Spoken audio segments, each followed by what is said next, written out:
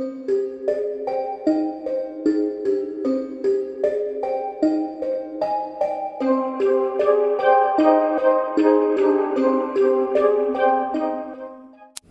अच्छा नहीं लगता कि वो अपना भूत, भविष्य और वर्तमान यानी अभी का समय ना जान सके, बल्कि हम सभी ये जानने की इच्छा जरूर रखते हैं कि हमारे साथ आगे क्या होने वाला है। लेकिन अगर कोई ऐसे ही ये सारी जानकारी आपके कानों में बता जाए तो आप कैसा महसूस करेंगे? और वो सिर्फ आपको भूत, भविष्य और वर्तमान ही नहीं, बल्कि आपके जीवन के बहुत सारे ऐसे राज की बात जो कि आपके अलावा कोई ना जानता हो, और वो बात भी आके आपके कानों में फुसफुसा जाए तो आपका क्या रिएक्शन होगा? ठीक ऐसे ही एक साधना है जिसको हम कर्ण पिशाचिनी साधना कहते हैं। अच्छा, क्या ये कोई देवी है जिसको सिद्ध करने से बहुत सारा धन, दौलत, पैसा आएगा, या फिर बहुत सारे ज्ञान जिससे कुछ भी किया जा सकता है? अगर आप अभी तक का बात सुनकर अपने मन में इसको ट्राई करने के बारे में सोच रहे हो तो बुरा मत मानो, मूर्ख हो आप। क्योंकि जब आपको आगे पता चलेगा कि इसे सिद्ध करने से एक साधक के जीवन में क्या क्या परेशानी आती है और वो किन किन परिस्थिति से गुजरते हैं, तो मैं आपको 100% कहूँगा कि आप आगे की जानकारी पाते ही आप पीछे हट जाएंगे। खैर, मेरा आज ये सब बताने का रीज़न क्या है और आज की जानकारी और कहानी में ऐसा खास क्या है, मैं आपको आगे बताऊंगा। लेकिन उससे पहले मेरे चैनल का इंट्रोडक्शन। तो हेलो दोस्तों, मैं हूं समीर और आप सुन रहे हैं समीर की कहानियां।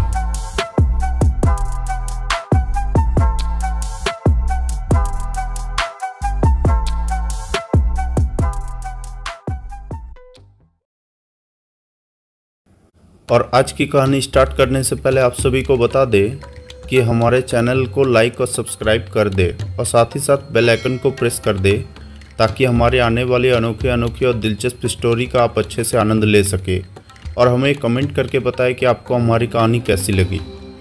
और मैं आपके लिए बहुत सारा स्टोरी लेके आया हूँ जिसको सुनकर आप भी पूरी तरह से रोमांचित हो जाएंगे।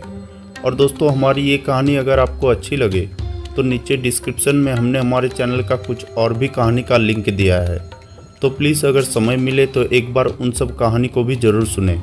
और जो भी हमारे चैनल में नए हैं तो आप हमारी एक दो कहानी सुन ले, उसके बाद अगर आपको हमारी कहानी अच्छी लगती है तो प्लीज़ हमें सब्सक्राइब करके हमारा पूरी तरह से सपोर्ट करें, क्योंकि आप भी जानते हैं ये सब जानकारी अरेंज करने में बहुत मेहनत लगता है।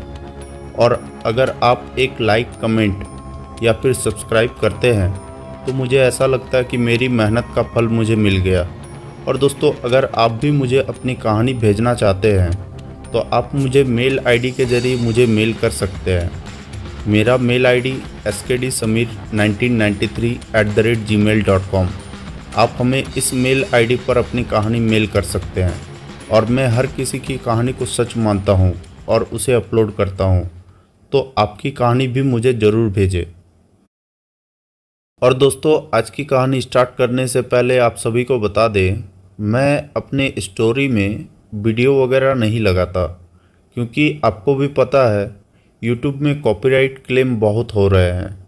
इसलिए मैं कोशिश करता हूं कि आपको कहानी ऐसे तरीके से सुनाया जाए कि जब आप अपनी आंखें बंद करें तो मैं जो कहानी बता रहा हूं वो आपके बंद आँखों में भी आपको पूरी अच्छी तरह से नज़र आए। तो कोई भी बीच में कहानी को स्किप ना करे, वरना कहानी में क्या हुआ आपको कुछ समझ में नहीं आएगा। तो दोस्तों, मैं थोड़ा कर्ण पिशाचिनी के बारे में आपको बता देता हूँ। तो कर्ण यानी कान और पिशाचिनी यानी भूत, प्रेत, जिसको सिद्ध करने से आदमी को दुनिया में ऐसी कोई जानकारी नहीं है जिसको वो नहीं जान सकता हो। तो मेरा ये बात सुनकर आपके मन में भी अभी इनको जानने की इच्छा जाग गई होगी, और दूसरों की तरह आप भी इनकी जानकारी पाने के लिए सबसे पहले गूगल में सर्च करना स्टार्ट करेंगे, जैसे सभी करते हैं। क्योंकि हम सभी ये देखते हैं कि जब भी हमको कोई भी जानकारी का ज़रूरत होता है तो हम सबसे पहले गूगल में सर्च करना स्टार्ट कर देते हैं। लेकिन जब आप इसे सिद्ध करने की विधि को जानेंगे तो आपको पता चलेगा कि इनको सिर्फ मंत्र जाप और हवन से ही सिद्ध नहीं किया जा सकता है, बल्कि ऐसे ऐसे कर्म करने पड़ते हैं कि शायद मेरे ख्याल से आप इसे सिद्ध ही नहीं करना चाहेंगे। क्योंकि सबसे पहले जब आपको इसे सिद्ध करना हो तो आपको किसी एकांत जगह को ढूंढना होगा, और इसे सिद्ध करने के लिए आपका एकांत मन होना बहुत ज़रूरी है। सिद्धि करते समय के बीच में आपको कोई डिस्टर्ब ना कर सके, इसलिए इसे सिद्ध करने के लिए एक सुनसान जगह का ज़रूरत पड़ता है। और फिर उसके बाद 31 दिन तक नग्न अवस्था में इनके मंत्रों का जाप करना होता है। और आपको पता है, इसके साथ साथ आपको अपना ही मल मूत्र सेवन और अपने शरीर में लगाना होता है। और भी बहुत सारी जानकारी है जिसको मैं यहाँ YouTube के एल्गोरिदम की वजह से आपको बता नहीं पा रहा हूँ, वरना मैं आपको ऐसी ऐसी बातें कर्ण पिशाचिनी को सिद्ध करने के बारे में बता दूँ कि आपका रूह तक हिल जाए। और मेरा वीडियो बहुत सारे बच्चे भी देखते हैं, इस वजह से भी मैं आपको कुछ बता नहीं पा रहा हूँ। खैर, मैंने बहुत सारे वीडियो में देखा कर्ण पिशाचिनी को आप 3 दिन के साधना में सिद्ध कर सकते हैं। क्या ये सही है? बल्कि मैं तो कहूँगा ये सब मूर्खता है, और आप इसे सिद्ध ही क्यों करने जाएंगे? क्या आपको अपने परिवार से प्यार नहीं है? और सबसे बड़ी बात, अगर आप एक शादीशुदा ज़िंदगी जी रहे हैं तो आपको सबसे पहले अपने परिवार को छोड़ना होगा। क्योंकि हम अक्सर देखते हैं, हमेशा पूरी दुनिया में किसी चीज़ को पाने के लिए किसी चीज़ को खोना पड़ता है। क्योंकि कर्ण पिशाचिनी को सिद्ध करने का तो आप जैसे तैसे उसको सिद्ध कर लेंगे, लेकिन उसके बदले में आपको भी अपना शरीर उसे सौंपना पड़ेगा। क्योंकि आप कर्ण पिशाचिनी से सब पा सकते हैं, लेकिन उसके बदले में वो हर रात आपसे आपका शरीर लेगी। बस इससे आगे मैं आपको नहीं बता सकता। बस आप इसी बात से समझ जाइए कि क्या आप अपना शरीर हर रात के लिए किसी पिशाचिनी को दे सकते हैं? क्या आप में उतनी ताकत है? और जो लोग ये सोचते हैं कि इसको सिद्ध कर लेने से दुनिया में सब कुछ पा सकते हैं, ये बात सही है, लेकिन उन लोगों के साथ भी मरने के बाद कुछ अच्छा नहीं होता है। क्योंकि जहाँ तक मुझे जानकारी है कि एक साधक जो कि इसको सिद्ध तो कर लेता है, लेकिन जब वो साधक की मृत्यु होती है तो सबसे पहले उसका शरीर, जो कि कुछ ही मिनटों में बहुत ही सड़ जाता है, जिसके कारण से साधक के शरीर में बहुत दुर्गंध फैल जाती है।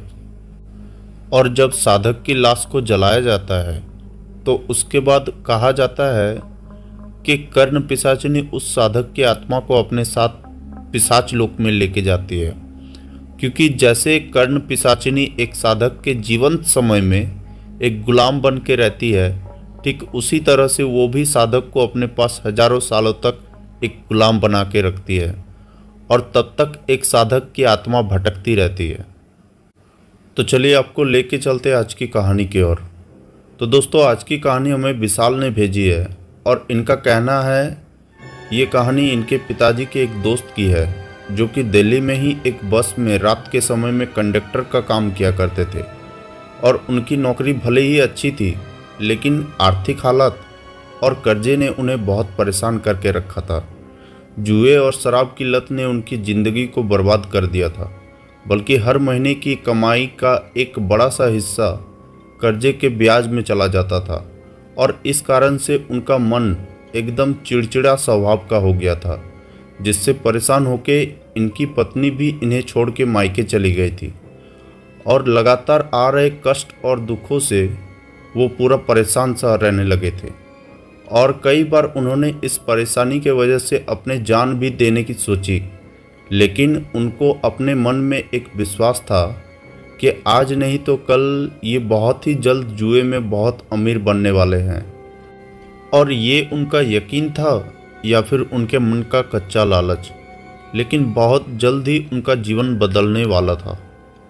एक रात, हर रात की तरह वो अपनी ड्यूटी में थे, और बस दिल्ली से हरियाणा के लिए निकलने वाली थी। और उन्होंने दिल्ली से अपने कंडक्टर की ड्यूटी शुरू की, और वो हर यात्री की टिकट चेक करने लगे। वो टिकट चेक करते करते बस के पीछे के तरफ चले गए, और बस के पीछे अंधेरा सा हो रहा था, लेकिन उस अंधेरे में भी दो आंखें उन्हें ही देख रही थी। तो उन्होंने दूर से ही आवाज़ लगाई, कौन है वहाँ? तो वहाँ बस के पीछे से कोई आवाज़ नहीं आ रही थी। कौन है वहाँ? यहाँ आगे आ जाओ, यहाँ इतनी सीटें खाली है, वहाँ अंधेरे में क्यों बैठे हो? लेकिन फिर भी वहाँ पीछे से कोई आवाज़ नहीं आती है।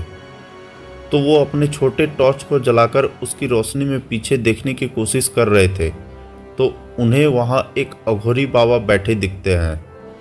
तो ये उन बाबा जी से थोड़ा गुस्से में पूछते हैं, अपना टिकट दिखाइए बाबा जी, मैं आपसे ही बात कर रहा हूँ। आपने अपना टिकट लिया भी है या फिर बस में ऐसे ही सफ़र कर रहे हैं? तो अघोरी बाबा ने ये बात सुनकर अपना सर ऊपर उठाया और हल्के से मुस्कुराते हुए कहा, कभी कभी सफ़र करने के लिए टिकट की ज़रूरत नहीं होती है राजेश बाबू। ये बात सुनकर वो जैसे एकदम हक्के बक्के से हो गए और थोड़ी देर के लिए अघोरी बाबा को ही देखने लगे, क्योंकि जो नाम अघोरी बाबा ने लिया था वो नाम इनका बचपन का नाम था और यहाँ पे सभी उन्हें नवीन जी के नाम से जानते थे। तो नवीन जी ने एक भारी आवाज़ में पूछा, तुम्हें मेरा असली नाम कैसे पता है? तो अघोरी बाबा ने अपने डरावनी आवाज़ में कहा, पता तो मुझे बहुत कुछ है जो तुम नहीं जानते हो। लोगों के नाम, पहचान सब हवा की तरह उड़ जाती है, पर रह जाता है उनके मन की लालच।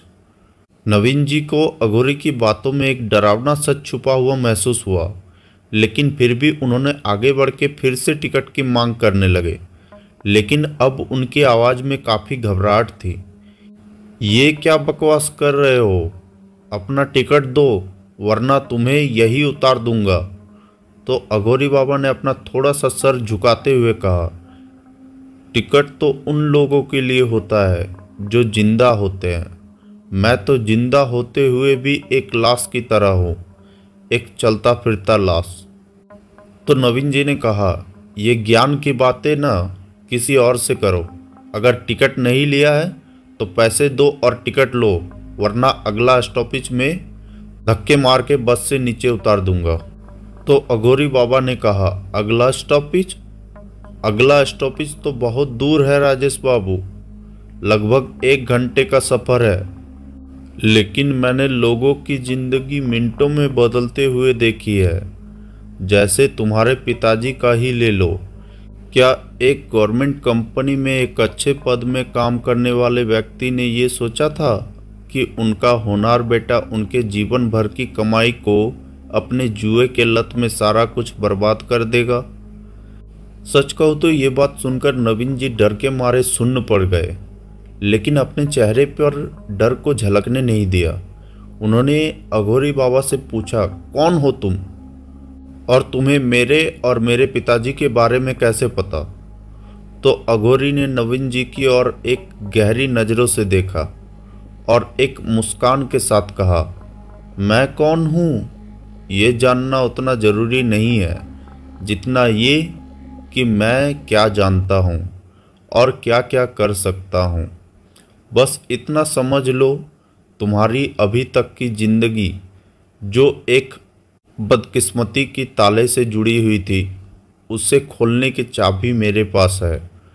तो नवीन जी ने कहा, कौन सी चाबी? ये सब फालतू बातें हैं, मैं ये बाबा वाबा में नहीं मानता हूँ। अगर तुम इतनी ही ज्ञानी हो तो मेरे बारे में कोई ऐसी बात बताओ जिसे सिर्फ और सिर्फ मैं ही जानता हूँ। नवीन जी ने एक हल्की मुस्कान देते हुए कहा। तो बाबा ने कहा, 1 मार्च 2009 जब तुम्हारे पिताजी अस्पताल में अपने किडनी फेल होने के कारण से वेंटिलेटर में अपनी आखिरी सांसें गिन रहे थे और ऑपरेशन के लिए पैसों के चलते तुम्हारी माँ ने अपने जीवन भर की जमा पूंजी बैंक से निकालने के लिए कहा था, और तुमने क्या किया राजेश बाबू? तुमने उन्हीं पैसे को अपने घर से चुराकर जुए में लगाया, या फिर ये कहूँ पूरे मिट्टी में मिलाया। तुम्हारी माँ ने जब तुमसे पैसे के बारे में पूछा तो तुमने ये बताया कि घर से अस्पताल आते समय किसी ने लूट लिए, और ऑपरेशन ना होने के कारण से तुम्हारे पिताजी चल बसे, लेकिन तुम्हारे मन के अंदर अपने पिताजी के लिए थोड़ा सा भी अफसोस नहीं था, बल्कि तुम्हें तो पैसे हारने की दुख परेशान कर रही थी। क्यों, सही कहा ना राजेश बाबू? तो ये बात सुनकर नवीन जी हैरान होकर अघोरी बाबा के पास वाले सीट में बैठ गए और पूरा डर के मारे पूरा पसीना पसीना सा हो गए, क्योंकि अघोरी बाबा ने सिर्फ सच्चाई उनके पास रखी थी, जो कि नवीन जी के अलावा कोई नहीं जानता था। अब नवीन जी को अघोरी बाबा की सारी बातों पे विश्वास होने लगा था। तो नवीन जी ने एक भावुक मन से अघोरी बाबा से पूछा, बाबा आप कौन हैं और आपको ये सब बातें कैसे पता है? तो अघोरी बाबा ने हल्के से मुस्कुराते हुए कहा, क्या तुमने कभी कर्ण पिशाचिनी सिद्धि के बारे में सुना है? तो नवीन जी ने आश्चर्य से पूछा, क्या, कौन पिशाचिनी? तो अघोरी बाबा ने गुस्से में कहा, पिशाचिनी नहीं, कर्ण पिशाचिनी। उसी के मदद से मैं तुम्हारे बारे में ही नहीं बल्कि इस दुनिया में सबके बारे में जान सकता हूँ, और इस दुनिया में जो भी मेरे सामने आता है मैं उसका भूत, भविष्य और वर्तमान में उसके मन में अभी क्या चल रहा है वो भी मैं सब बता सकता हूँ। तो ये बात सुनकर नवीन जी अपने मन ही मन एक सोच में पड़ गए कि अगर वो ये सिद्धि कर लेते हैं तो वो जुए में बहुत पैसा कमा सकते हैं। और वो बिना हिचकिचाते हुए बाबा से पूछे, बाबा जी क्या ये सिद्धि कोई सामान्य इंसान कर सकता है? क्या मैं भी कर सकता हूँ?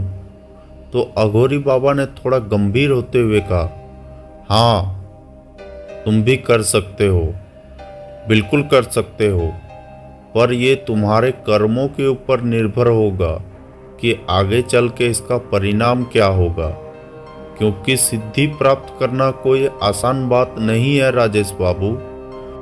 मुझे इसे प्राप्त करने में कई साल लग गए। तो नवीन जी ने कहा, बाबा जी क्या कोई ऐसा रास्ता या ऐसा उपाय है जिसमें मैं इसे जल्दी प्राप्त कर सकूं? आप जो कहेंगे मैं वो करूंगा। आप जितना धन कहेंगे मैं उतना धन आपको ला के दूंगा, बस आप मुझे कोई रास्ता दिखाइए। नवीन जी ने एक कच्ची लालच में कहा। तो ये बात सुनकर अघोरी बाबा ने कहा, तुम्हारे पास अभी देने के लिए बचा ही क्या है? तुम तो अभी खुद कंगाल हो और मुझे किसी भी चीज़ की ज़रूरत नहीं पड़ती। सिद्धि प्राप्त करना उतना आसान नहीं है, पर अगर कोई सिद्ध पुरुष जिसने अपनी सिद्ध जागृत की हो और तुम्हें अपनी शक्ति यानी कर्ण पिशाचिनी देना चाहे तो तुम्हें शायद उतना समय नहीं लगेगा और तुम बहुत जल्द ही ये सिद्धि प्राप्त कर सकते हो। अब अघोरी बाबा को अपने मन ही मन आभास हो चुका था कि नवीन जी उसकी बिछाई हुई चाल में फंस चुका है। तो नवीन जी ने एक निराशा मन से कहा, लेकिन बाबा जी कौन है जो अपनी सिद्ध की हुई शक्ति किसी दूसरे को देगा? ये तो नामुमकिन है। तो अघोरी बाबा ने हंसते हुए कहा, नामुमकिन क्यों? अगर तुम चाहो तो मैं तुम्हें ये शक्ति भेंट में दे सकता हूँ। तो नवीन जी को ये बात पे विश्वास नहीं हो रहा था। वो मन ही मन सोचने लगे, क्या ये बाबा एक पाखंडी है? क्योंकि ऐसे कैसे कोई अपना सिद्ध की हुई शक्तियाँ दूसरों को दे सकता है। तो नवीन जी एक शक भरी नज़रों में बाबा से पूछे, बाबा आप मुझे क्यों ये शक्तियाँ देना चाहेंगे? आपको इसमें क्या लाभ है? तो अघोरी बाबा ने कहा, लाभ? मेरे लिए इस संसार में कोई हानि या लाभ नहीं है। मैं अघोरी हूँ, इस संसार में सभी बंधनों से मुक्त। शक्ति मेरे लिए सिर्फ एक साधन है, लेकिन तुम्हारे लिए ये एक वरदान से कम नहीं होगी। वैसे भी ये शक्ति पीढ़ी दर पीढ़ी अपना रुख बदलती है, और मेरा ना तो कोई संतान है और ना ही कोई परिवार। लेकिन अगर तुम्हारे अंदर ये क्षमता है तो मैं ये शक्ति तुम्हें भेंट में दे सकता हूँ। लेकिन याद रहे, अघोरी बाबा ने एक चेतावनी देते हुए कहा, ये सिद्धि पाने के बाद तुम्हें असीम शक्ति तो मिलेगी, पर इसकी कीमत भी भयानक होगी, क्योंकि कर्ण पिशाचिनी अगर एक बार तुम्हारे जीवन में प्रवेश कर गई तो वो हर कदम में तुम्हारा पीछा करेगी। वो जीवन के सारे राज बताएगी, लेकिन उसकी आवाज़ से पीछा छुड़ाना तुम्हारे लिए असंभव होगा।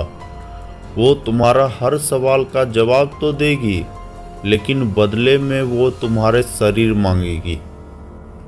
और वो किसी को दिखाई तो नहीं देगी, लेकिन हर रात वो तुम्हारा शरीर लेगी, चाहे तुम्हारा मन हो या ना हो, क्योंकि तुम उसकी इच्छाओं का विरोध नहीं कर सकते, वरना तुम्हारी मृत्यु बहुत भयानक तरीके से होगी। नवीन जी के मन में ये बात घर कर गई थी। क्या वो सच में ये ऐसी सिद्धियाँ साधना प्राप्त करना चाहते हैं? क्योंकि एक तरफ अघोरी बाबा की बातों ने उन्हें दुनिया के असीम शक्तियों और रहस्यों के बीच झांकने का मौका दे रहे थे, और दूसरे ओर ये साधना एक खतरनाक और एक अनजान परिणामों से भरी हुई थी। वो जानता था कि कर्ण पिशाचिनी के साथ इस साधना का संबंध स्थापित करना आसान नहीं होगा, बल्कि वो हर समय उनके जीवन में एक छाया की तरह मंडराती रहेगी और उससे पीछा छुड़ाना नामुमकिन होगा। नवीन जी सोचने लगे, क्या वो इस डरावनी कीमत को चुकाने के लिए तैयार है? उनके मन में डर तो था, लेकिन उनके कर्जे और जीवन की सारी परेशानियां उन्हें मजबूर कर रही थी।